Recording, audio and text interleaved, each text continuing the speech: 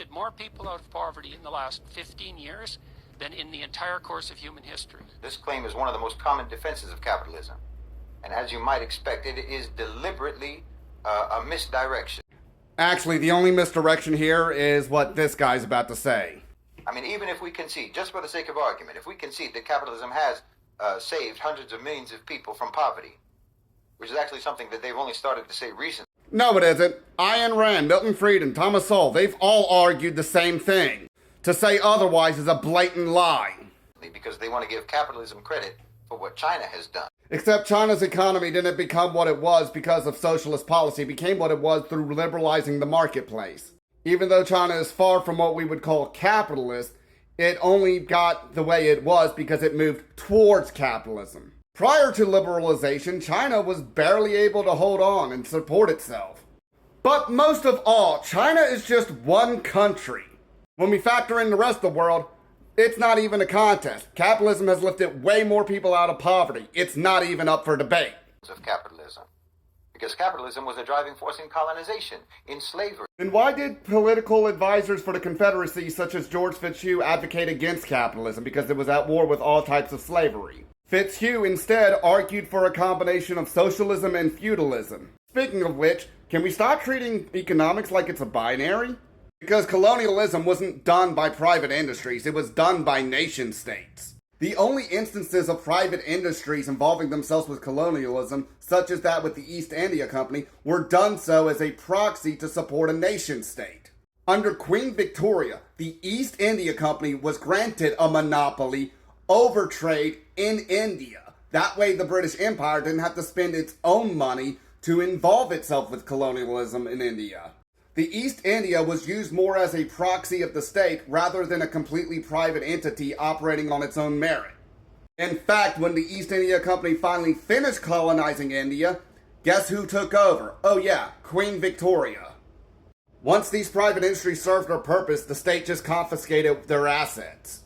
This is not capitalism, this is mercantilism.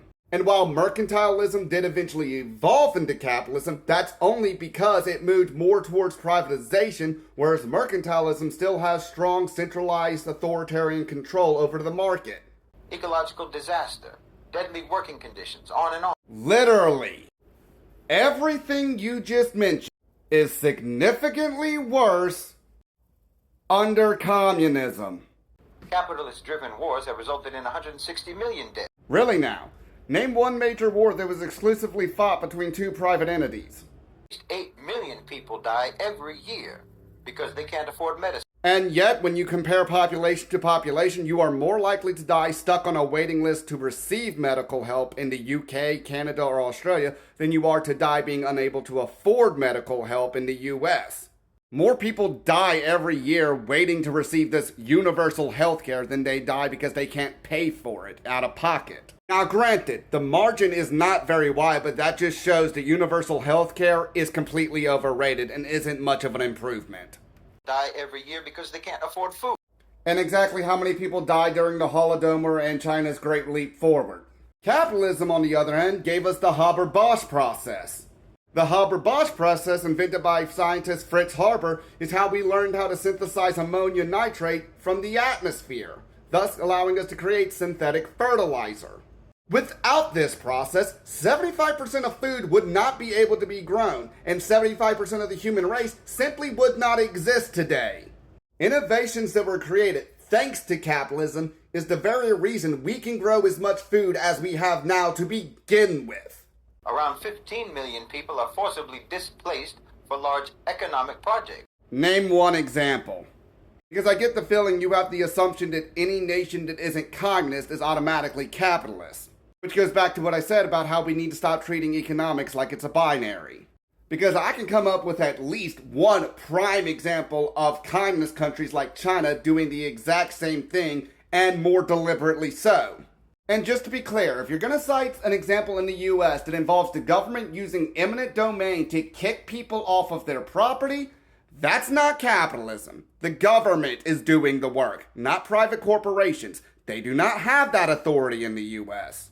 Undernourished today because food prices are too high. That's the government's fault.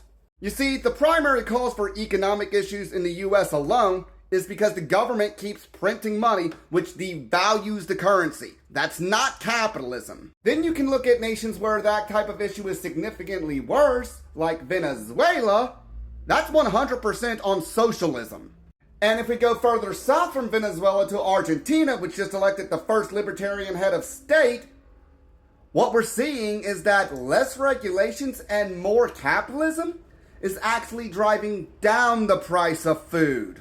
So please show me how capitalism is to blame for the price of food going up when in reality, more free markets and more private ownership actually shows the exact opposite. Over 2 billion people lack access to essential medicines due to high costs. And those high costs are the result of government interference in the marketplace, not capitalism. Half of all states in the US have certificate of need laws, meaning that private investors in half of the US cannot just simply build a new hospital and start hiring doctors at will. They need to get approval from the government. Insurance companies are not allowed to compete over state lines without government approval. Our patent laws allow pharmaceutical companies to maintain a monopoly on life-saving medications. This prevents competition from manufacturing alternative generic medication at a lower price. And then finally, there's the Unaffordable Care Act, which should be what it's called considering it doubled the price of health insurance. Seriously?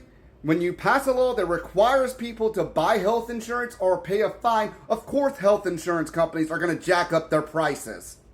Every problem you're describing with the American healthcare system has nothing to do with capitalism and everything to do with government interference in the healthcare industry.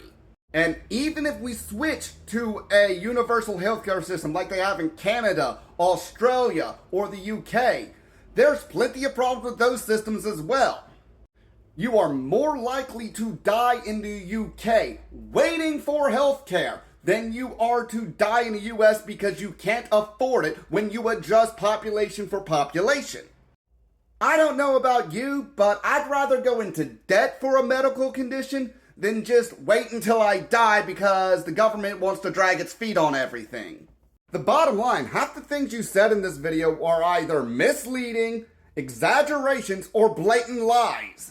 If communists were actually confident in their economic beliefs, they wouldn't have to treat economics as a false dichotomy in order to make their own ideas look good. It is possible for a nation's economy to be a combination of capitalism and socialism, and it is possible for a nation's economy to be neither. The bottom line, those who are confident in their beliefs do not have to rely on fear-mongering against their opposition just to make their own ideas look good by comparison.